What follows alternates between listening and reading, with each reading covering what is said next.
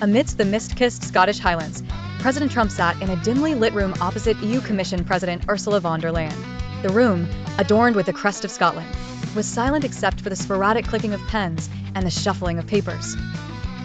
Both leaders, each representing their massive constituencies, faced a pivotal moment that could shift the dynamics of transatlantic trade.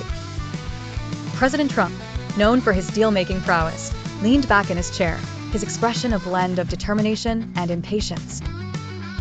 A 30% tariff, Ursula, he began, is not just a fiscal adjustment. It's a statement. His voice was calm but firm, setting the stage for the intense negotiation that lay ahead.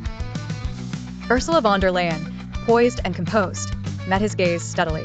We understand the need for a statement, Mr. President, but our goal is mutual growth, not friction. A baseline tariff at 15% is fair and achievable for both parties. Her voice carried a tone of optimism laced with urgency. For hours that seemed to blur into the twilight outside, aides and advisors whispered numbers and strategies in the ears of their respective leaders. The room was a battleground of economic ideals, each side aiming to protect their national interests while fostering a necessary camaraderie. As the dusk settled outside and the Scottish winds howled gently, Ursula presented a compromise, a glimmer of light in the arduous talks. How about a phased approach, starting at 18% and reducing it annually until we reach 15%? This gives both economies time to adjust. It was a strategic move, signaling EU's flexibility and willingness to bridge divides. The room was silent.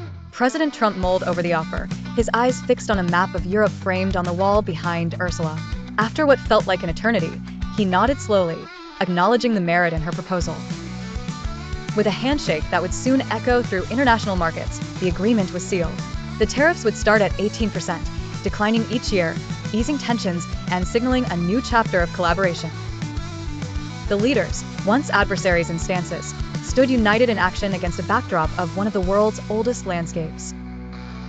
The room finally exhaled as both leaders began to outline the framework to their teams, embarking on a new economic journey that promised prosperity upheld by diplomacy. The room, adorned with the crest of Scotland, was silent except for the sporadic clicking of pens and the shuffling of papers. As the dusk settled outside and the Scottish winds howled gently,